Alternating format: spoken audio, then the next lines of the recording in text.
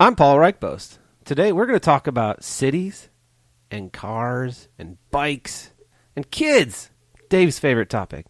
Let's get going, Clint.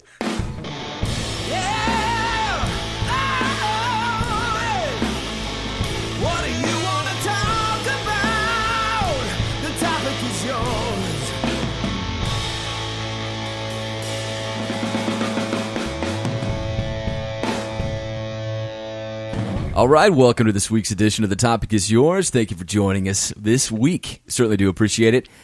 Give us a call, 405-730-TOPC. You can reach us there. Leave us a voicemail. Maybe we'll play it on air. How about that? That's fun. Clint, you love doing that, don't you? I love doing that, man. Yes. Thank you so much for the voicemails, Dave. I love them. You know what? I should just go ahead and say this. Last week, it was a joke. I wasn't mad. Many of you were concerned. But I was in on the joke. In fact, I did the joke, and we all had a great laugh. It was a total goof. We had a big laugh about it, but I don't think anybody else did. So we won't do that again. Thank you, Clarence. We love you. Again, 730-TOPC, area code 405. We've got a great guest tonight, and I say it a lot. I always mean it. We've got Paul Ryckbost in here. I'm going to let him talk to you a little bit about what he does because it's very confusing, but it's very interesting. But essentially, he's an engineer. He's a certified planner, and he's a consultant. He does consulting for the government, of all types of government. Very impressive stuff. If you want to check out some of his latest work, just Google the University of Cairo. He's got a great article in there. He just told me about that. Hot off the press. Isn't that right, Paul? Uh-huh. Very hot. I mean, that's you've hit the big time when you get the University of Cairo, printing your stuff. Mm-hmm. Paul, thanks for being here, man. Yeah, thanks for having me. Dude, it's good to have you. So tell me a little bit about... First of all, did I botch what you do? No, you hit every level. Hit the high points. Hit the high points. Okay. And the low points. So thanks for being here again. Yeah. So what got you into... Okay, so you're a consultant. Yes. And who are some of your clients? I mentioned the government, but can you get specific with that or is that a no-no? The U.S. Department of Defense Nice. is one of my clients. I work for a lot of cities in Oklahoma. I've worked for Enid and more. I'm working for the city of McAllister right now. Wow. And then I used to work for the city of Oklahoma City for 7.5 years. I worked there. How did you get started with all this? I got started because in college we had a 4-1-4 program, which was a semester and then a 1-month class and then a semester. Okay. So I think it was my freshman year, I decided I wanted to go on the Dutch Landscapes Interim in January in the Netherlands. So I went with a geography professor and a civil engineering professor. And I was hooked on planning and how communities are built because we studied all aspects. Because the Netherlands is still building new cities and reclaiming land from the North Sea and the IJsselmeer and actually creating whole new towns. And it's just fascinating. Reclaiming land from the sea. Yes. Pumping out seawater. Is that sustainable? Building. Yes and no. It's a tough.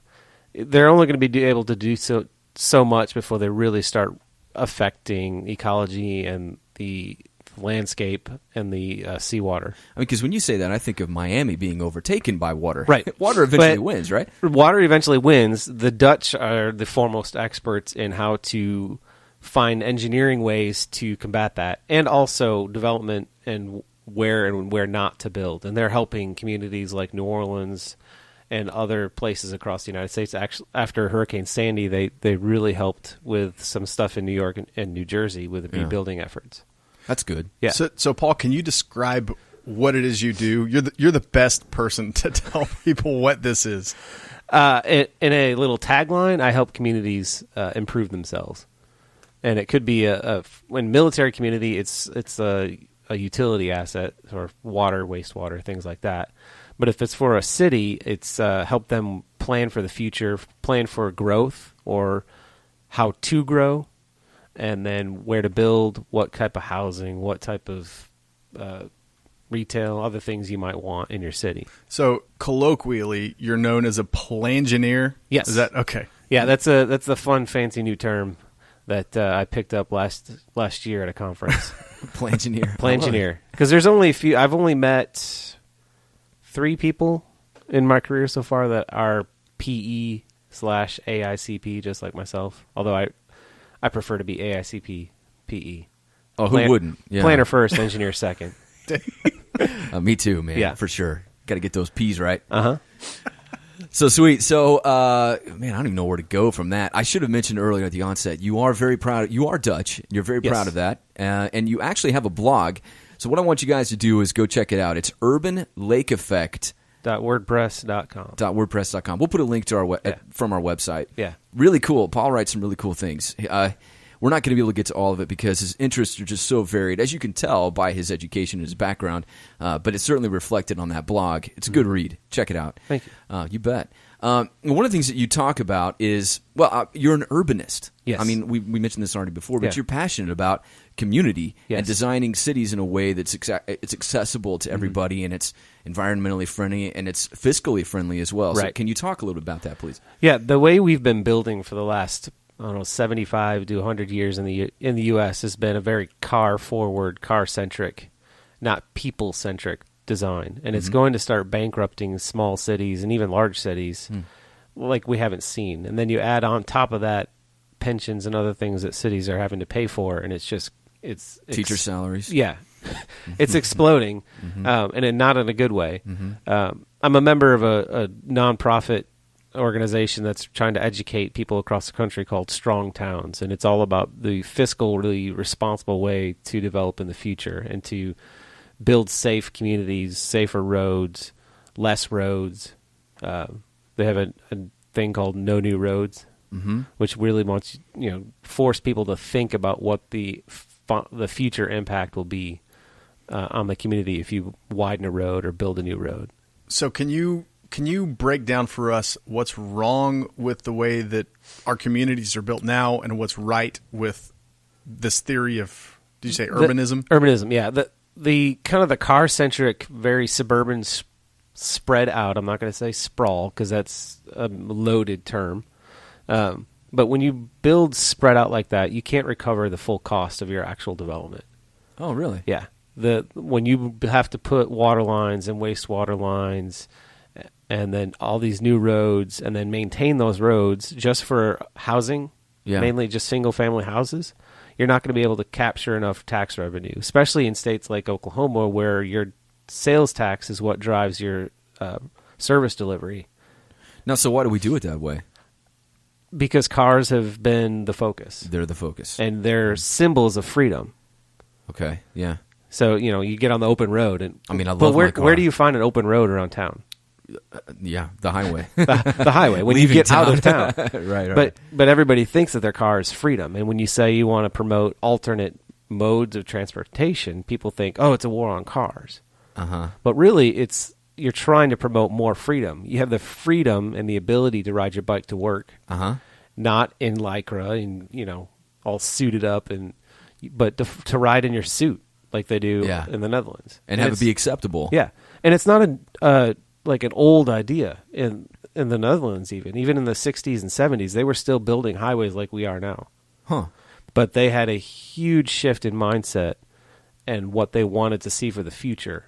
So they stopped doing that and started focusing on making it easy to cycle and certain distances within your home and your office. Yeah, I know they're huge on cycling. Huge. Trains. They've got all that. They've got everything, right? So they did the analysis and they made the changes. Yeah. Do you see that taking place anywhere here in the United States? Slowly. There's some good bike cities out there, but they're the really big cities right now. Washington, D.C., New York, Chicago, they've started to really get good systems started. Yeah. It's going to be a while, but it took a long time, and even parts of the Netherlands are still kind of catching up. And there's really good examples in Utrecht and Groningen, but in Amsterdam, everybody sees Amsterdam, but there's some other cities that are still slowly getting up there. Yeah. And then up in Denmark, Copenhagen is fantastic as well, and they do some different types of bicycle planning, but it's amazing, and they have even worse weather than the Netherlands, and people do it year round. Go ahead, Clint. So you are maybe you're advocating for bikes, but you're not really a cyclist that I know of. What's the impetus behind it better to be able to bike places instead of drive? You spend a lot less on yourself or on your car. I don't have the stats off the top of my head. I just bought a car last night. I did. But congratulations. Owning a car versus owning a bike is much more expensive. And is it? Yes. I mean, is the approach coming from the community angle that you know more people? Yeah. Or you, what? You Okay. get to see people. You see things you don't see when you're driving. You pay attention to other communities and people in general. But the problem is we're just so spread out. Right. And coming back from where we are now, I don't think will ever happen. It's the population growth that's going to have to occur back towards the core in areas where we've already built. But then you have a huge problem with what are called NIMBYs, which is not in my backyard, where they don't want to see any development anywhere next to them, or even bananas build absolutely nothing near anyone. I love these acronyms. Yeah. My favorite actually is MAML, which is middle-aged men in Lycra. And that's what people think. Well, like when you think cyclist, I'm not a cyclist because I will never put on Lycra. I am not that type of bike rider. Yeah, me either. But would I love to ride my bike casually to work? Yes, definitely. Sure. I don't want to have to take a shower when I get to work. Right. Which you don't see that in other places. And even in my last couple trips to D.C. and Chicago, you actually start seeing people that are actually in regular clothes doing business activities, riding their bikes. And I see it around, like the company I work for is very bike friendly. You know, they talk about, hey, bring your bike to work. We've got we've got all that. I mean, they really support it. There's showers. They do all that sort of thing. Nobody does it. Right. Except for a very few people because we just don't live, I don't live near the office. Yeah. You know? I really want to ride my bike more often. I have a pretty cool bike. And I want my kids to be able to ride, but I don't feel safe. Even though we live in the urban core of Oklahoma City, I still don't feel safe right. most of the time. I live on a designated bike route, but that doesn't make it safe just because it's designated. Yeah. Why doesn't it make it? We were talking before. Some of it's the space issue. You're sharing space on the street with a 2,000 to 4,000 pound vehicle versus, myself on my bike combined probably weighs 225 pounds. Sure. Yeah. Max. Yeah. So, there's literal just safety. If you separate the facilities, so if you actually have started separated bicycle paths like you do a sidewalk, then you really start seeing benefits. And what a lot of car drivers hate is they don't want bicyclists getting the funding and things to do that type of infrastructure. But studies have proven that actually if you build separated lanes, cars can actually go faster. Oh no, I would love that. Yeah. I hate getting stuck around Yeah. bikers. Yeah. I do. I have nothing problem. And I mean, I'm incredibly urbanist, and I've still had those moments where I've been frustrated at the person in front of me just kind of lollygagging especially down when the they're road. on their But speedos. it is their right. Yeah. Yeah, it's just frustrating. Clint's a little weird on his bike, so it's cool. Yeah, Don't judge me. dude. When I was a kid, I used to do stuff all the time to bikers. Like, it just makes me think of it. Like, these are not good stories. Come on, let's have I it. was a jerk. So I lived. You don't mind if indulge me for that? No. So I was like 16, probably about the same age as that picture that I sent over by demand. We lived at the top of a hill, and it was summertime, and the hill was sidewalked. So we lived in a bike-friendly community, but I just wasn't friendly towards bikers. And so this guy was coming up the hill, and it was a big hill. And it was summer, it was hot, and and there was nobody on the road except for this biker. No traffic whatsoever. Summertime, it was middle of the day, I was just messing around. I still remember this car. I went to go off of Belinder. Belinder's the road, and I was going to turn left. Nobody in sight except for this biker at the bottom of the hill, and I waited for him to creep all the way up. And by the time I had the windows down, and by the time he got up there, he was panting and just in absolute agony. As soon as he got in front of me, I ripped out in front of him. He was so mad. He yelled. He called me every name in the book because he knew I was waiting for him. Mm-hmm. Yeah, it was. Not But cool. you aren't the only one with an attitude like that. Well, I've matured a little bit. You have a little bit, Not much, but I've done other things too. but you didn't physically hurt anybody. No, Yeah. not at all. No, not at all. Not Would in never that do. story. Not that No, story. I would never. No. But kidding me? the sad part is a lot of cyclists who ride like the road bikes on big long rides have had around Oklahoma City and other places have had really scary run off the road or Yeah, that's not good. yeah. Yeah. And when you provide the separated infrastructure, you don't have to worry about those types of things. Right.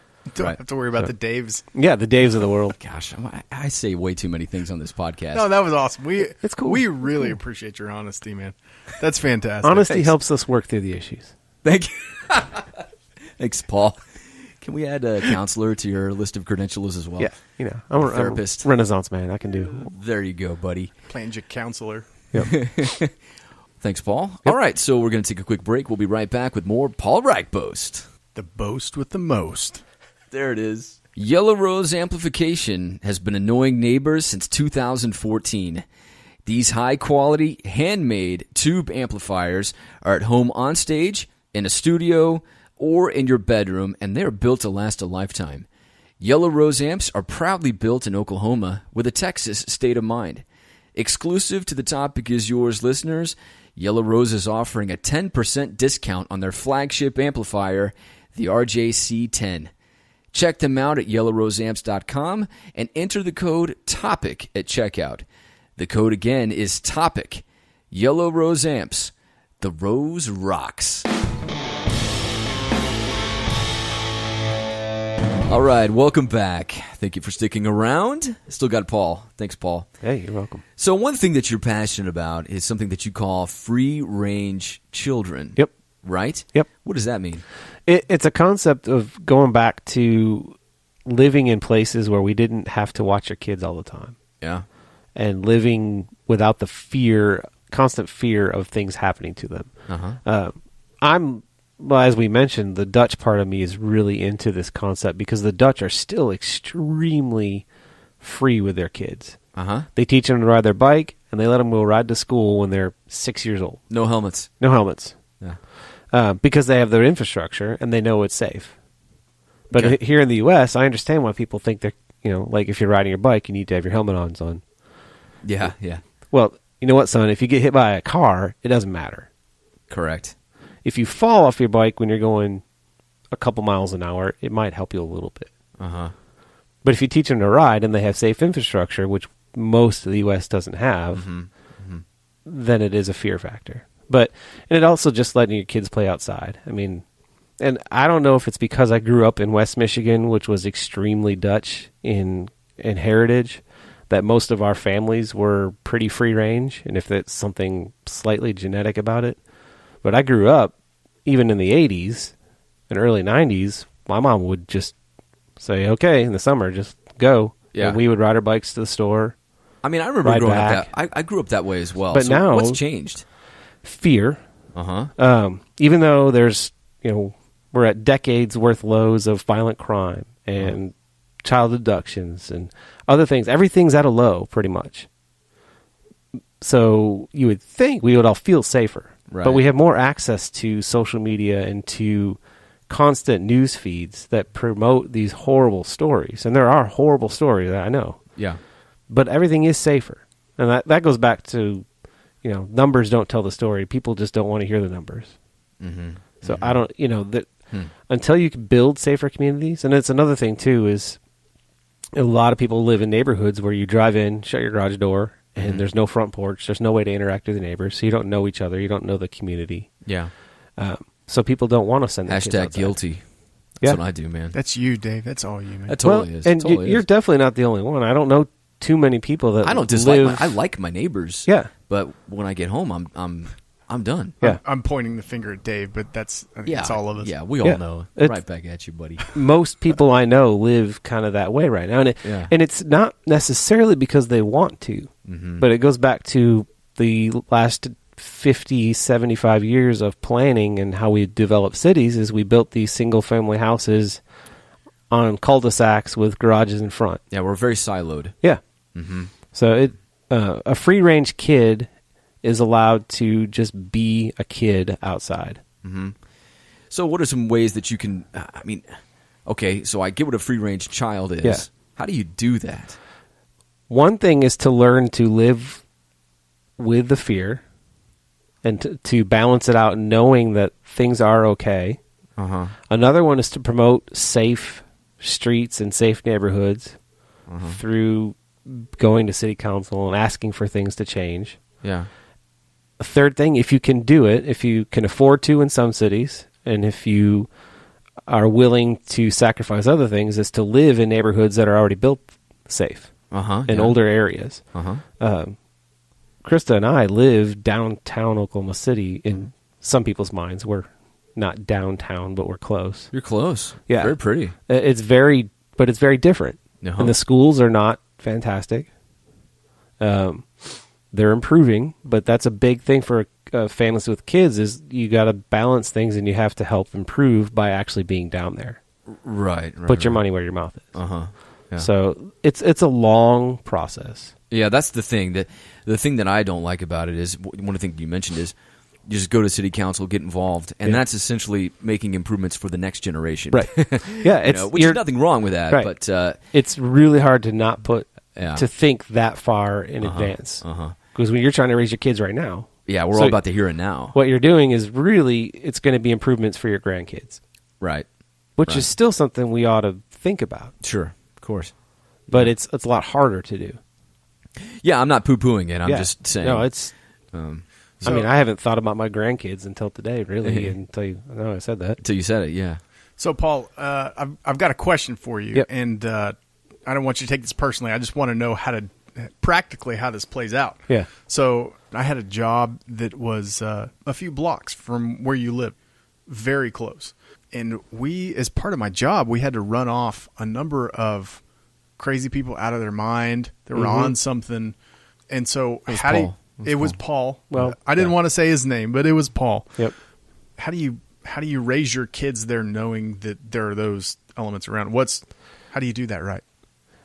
We are striking a balance between being free and being protective. So in our neighborhood, it's actually pretty safe now because things have changed enough. But you go another couple blocks east, and I would be a lot more scared to leave my kids alone right now. And even some of the neighborhood kids that have kind of walked through between their friend's house have kind of intimidated our kids when they've been playing in the front yard. So thankfully, we're blessed with a nice backyard, and they're kind of insulated. But yeah, no, it's a tough battle. We've had some interesting incidents in the neighborhood where, when we were renovating, a guy walked in to the neighbor's house across the street, just walked in when we were watching him. It was kind of odd. It turned out he was on drugs. Yeah.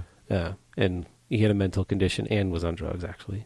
The cop told me. So, Dave, we've formed. We don't have relationships with our local police presence, but we know they're there and they come very quickly. Yeah.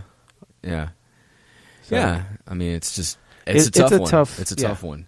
I think that's probably in most people's minds. They probably think it's more dangerous than it actually is. But that's a big, and when we used to live another mile west in Mesta Park, just south of the very popular 23rd Street district now, when we first started going up to Edmond and having a lot of friends up here, most of them were a little reticent to come visit us. It's a scary area. It's like we've never had anything happen. Right. And crime happens everywhere.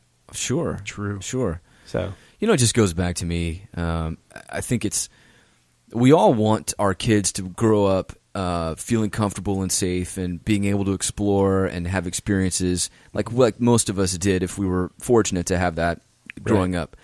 Because it was awesome. I loved getting on my bike and just riding all over town. It was great. Oh, we played chips all over the neighborhood. I was Ponch and my buddy was John. There you go, man. We were on our bikes all over the neighborhood. Yeah. I was Tubbs, Miami Vice. That fits so well. I've heard that many times. But it goes back to, in ways, ignorance is bliss. Right. Because you said things have gotten better, but our knowledge has... we know more. We know more now, and it stinks. And we know the threats. Yeah, and it's like, unless you unplugged, I'm never going to feel good about just letting my 7-year-old daughter out in the neighborhood. Like, hey, we'll see you tonight. Yep. Have a good day. Yep. I'm just not going to be able to do that. Yeah. It's tough. It's really scary. I was listening to a criminologist on NPR the other day talking about how multiple victim school shootings are actually down. That's shocking. And I didn't want to believe it because I've been reading so much about how many we've had since Sandy Hook, and it's an incredible number, and yet that's actually down from the 90s. Which is crazy, dude. It's so crazy because you're just fed this information. Now, no school shooting is ever appropriate. Of course. That's always the number we should work for. Mm-hmm. But to think that, we're up in arms now, what were we doing in the 90s? Like, right. This information wasn't spreading, so we have to deal with that now. I need to remember the name of this book, but the book was essentially saying this in a different way, but he was equating it using as the example terrorism, and how we're all afraid of terrorism. And hey, I'm not making light of terrorism. If anybody has suffered terrorism, I'm sorry. I'm not doing that. But the statistical fact is that it's incredibly rare, and yet we're spending the resources that we're devoting to solving terrorism, and again, quote unquote, rightfully so. It can be argued that it's not the best use of those resources. Right. But how do you make that? That's a tough one, right? Yeah. Going back to urbanism, 40-ish thousand to 35 to 40,000 people die every year in the United States in car crashes. 50,000. Yeah. So that's, thousands of people dying every year. Yeah. But a train derails and it's on TV for a week. 2 people die. Yeah. And Amtrak may have 7 deaths a year, but they get all the evaluation. How does that? Right. It's a fascinating. I was able to take a grad school course in college where we studied risk-benefit analysis. Okay. And we studied the people's fear of a nuclear meltdown versus the actual probability. Mm-hmm. And that's on the scale of fear, that's one of the highest fears, especially, about 2 decades ago after 3 Mile and some other stuff happened that people were really scared. Mm-hmm. But the real probability of that happening, because they had done so much engineering and safety factors, was very small compared to other things. But people are just... So we live... Fear is a very, very big problem. Yeah, I think it keeps people hooked. It does. Yeah. Yeah. Yeah. I like to tune in to just to see what else happened. Yeah. To Clint's point. Well, so I think the takeaway is that, I'm going to guess what the takeaway is, then you can correct me. I mean, I don't know. We have to be smart about how we go through life. Right. We do not obviously want to put our kids in bad situations or dangerous situations, but depriving them of any fun situations with some risk can be bad for them. Yep. Right? Yep. So let them into the mischief a little bit. Is that part of it? Yeah. Let them eat dirt. Let them eat dirt. Yeah. If you live near a golf course, let them sneak onto the golf course, play in the creek, and harass the golfers. Somebody needs to collect the golf balls for Dad. So, okay, you're right. Some of the best memories I have are getting into trouble. I'm so happy. I'm so happy that you relive them here, Dave. Everybody appreciates it. Good. I get comments on your stories the most. Oh. It's fantastic. Sorry, Mom. All right, Clint, you're pointing to something. What's up, man? Mailbag. I've got some questions for you guys. Mail time. all right. Mail time indeed. So I think one of these is a question that came up whenever Kara was filling in for you, Dave. And I'm going to go ahead and ask it here because you guys are not Kara or me. Are there children screaming outside? No, cars peeling out. Oh, Yeah. all right. Well, Must have been a biker somewhere. Yep, probably. free-range drivers. That is a thing. Seeing we cut whatever. I was going to say, I bet he cuts that out. You should cut in a sound effect for that and then use it. Good call. Good call, Paul. Okay, here's the question last week, and by the way, these guys have not heard these questions. So, what is the one song that you have that when it comes on you think, oh shoot, this is it, and then you start jamming and don't care if other people see or hear you? I'll go first. Go for it, dude. Sexy back. Oh, yeah? Little JT. Little JT. That's a good one. That's a good one. People know my affinity for JT. He is a master of many different forms of entertainment. Wow. So Whoa. what are some of your favorite Justin Timberlake songs? That's one. I don't don't know if I can name another like real favorite, but that one always gets me moving on the dance floor. Uh-huh. And his newest album actually has a couple that are pretty good for dancing. Yeah? I You a big dancer? Yeah. Monday night, college night in college, I was always at the club. So. All right. I can't picture. It's not. I'm not can't laughing either, at you for dude. dancing. I just can't see it. You have to come maybe like a wedding or something where I have a little fun and I mean, yeah, sure. Yeah. I could see you dancing. yeah, I enjoy it. When I was in college, I had my alarm set to the local radio station, and you know how you had the classes like Monday, Tuesday, Wednesday. They all had different times. Yeah. or at Yep. least some of the days. Like weirdly, this radio station would play. What's it? Is it Rock Your Body? Yeah. And that song woke me up so many days. Like they had such a high batting average that I eventually just came to love the song. So I hear that one, and it sort of does it for me. What about you, Dave? Dude, this came to my mind instantly. Buddy Holly by Weezer. Oh, that's a solid jam, man. I love that. I would say my other second one would be Say It Ain't So. Oh gosh, I can yeah. just That's right up there. It's jam amazing. on that. Pretty Blue much album. Any of those classic Weezers, I'm in. Yeah. The story on that for me is it was 94, I was 14, I was riding the school bus. Okay. And my bus driver always had the radio cranked, which I thought was awesome. Yeah, the first song lucky. The first Weezer song I heard was Buddy Holly. And I remember it just, for me, cut through all the noise. Yeah. And I just sat there in silence and listened. And I was like, these guys are different. And I was blown away. They so, were. So dorky. But that was like a profound moment for me. I can when I was jam 14. to any Weezer album. Yeah. And Cake, actually. Anything I'm by Cake. totally with you. Cake is Yeah. so good. I remember driving to my first dance Uh-huh. just after I turned 16, pumping, running the race. Yeah. The distance. We were going the distance. Uh-huh. And I just distinctly remember rolling up to the middle school gym because we were in high school, but we were at a private Christian school where we couldn't dance at school. Mm-hmm. So we rented out a public school gym. And that was my first high school dance. That's cool. Pumping Cake on the way to the dance.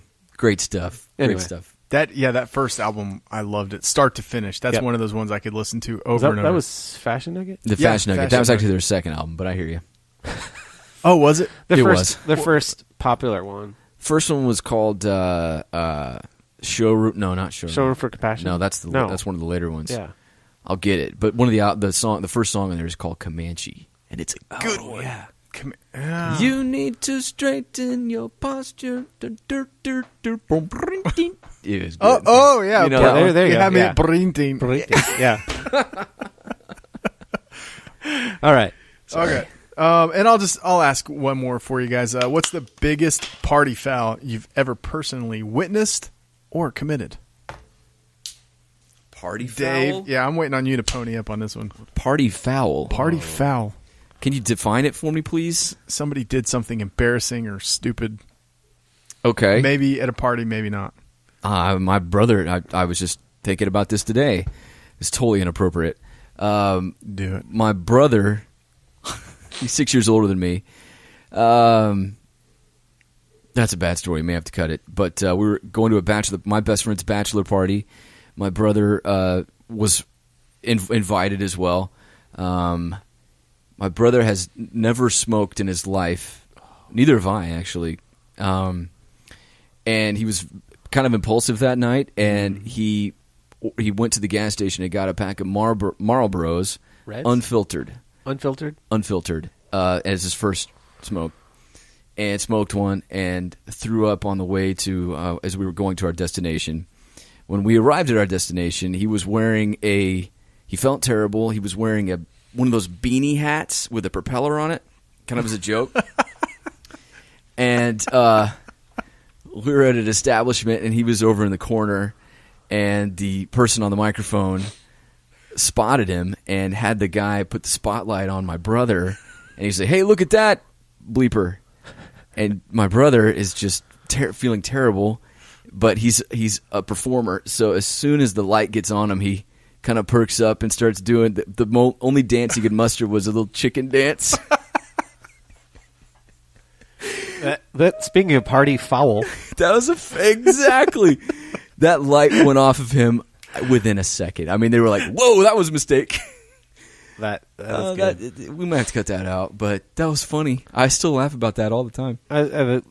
One that I can use on here Sure. is By the way, that was very Sandlot of your brother to come across the tobacco and Yeah. start barfing because of it. Yeah, All right, I'm he's sorry, Paul. interesting. Go ahead. no, you're not. That is a cigarettes are nasty if you don't smoke them.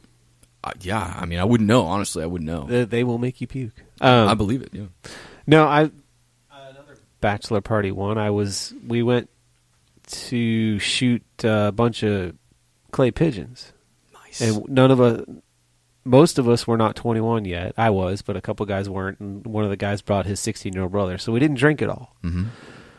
On our way back from shooting and having some fun, dressing up the groom in a stupid outfit type of thing. Mm-hmm. My other buddy was driving, and he wasn't a particularly good driver, so we got pulled over because he couldn't turn left. He went and stopped the middle of traffic. He's just a bad driver. So we get pulled over. So there's 5 of us guys in a minivan with a bunch of shotguns. And then we told the officers, we were just at a bachelor party. So they were not very enthusiastic. Sure. They connected the dots. Yeah, they were very accusatory. You didn't drink? Uh-huh. No, we didn't. We got a 16-year-old with us. Yeah. Which really doesn't convince a cop. So, thankfully, It was a good try. a third cop showed up, and I happened to work with him at another job, so we were That's good. we were safe. That's funny. That's good. That's funny. Man, any other questions? You're done, right? I would think we're done. We're done. Yeah. Are we done? No more questions? I have a party foul I can't share, so I'm sure that you I do. did. I know Clint does. What's your biggest party foul, Clint? Here's the thing. I know I've done embarrassing things. Like this happens. I can't dancing think of what to it is. JT is probably embarrassing anytime I do it, but I love it. Yeah. Hey, you do you. Yeah. You just do you. No, when I was in college, I worked for the local photography company, and they'd send me to go shoot the fraternity and sorority parties, and they were often out of hand. Yeah. And there were a lot of things that I couldn't shoot pictures of, and it was. I'll just leave it at that. There was a lot. There's a list of things. Imagine. Clint, Yeah. we sent you to do a job. You come back with 2 photos? Come on, Clint. There were all these people there. What happened? That's funny. Lots of party fouls. Mm-hmm. Indeed. Well, Paul, thank you for being here, man. Thanks for having me. I don't know if we did you justice because, again, I'm going to say it again. Go to his blog, theurbanlakeeffect.wordpress.com. Mm-hmm. We'll put a link on the website. Great stuff. Does a lot of cool things. We enjoyed this conversation, so thanks, man. Thanks for having me. I enjoyed it. Our pleasure. Our pleasure. Clint, great job, buddy. Thanks, Dave. You too, bud. Thanks. Wasn't fishing for it, but I appreciate you saying that. So we're going to change up the schedule a little bit. Clint and I are going to take a little time off. We'll be back at some point, maybe 2 weeks. We haven't really determined that yet, but you'll know it when we know it because it'll be in your iTunes. So stay subscribed. Check it out every week. And you can always go to our website, thetopicisyours.com. We'll post updates there. So thank you for listening. Keep listening when we come back, and we will talk to you soon. Until then, this is Clint Dave, Paul Ryckbost. Have a good one.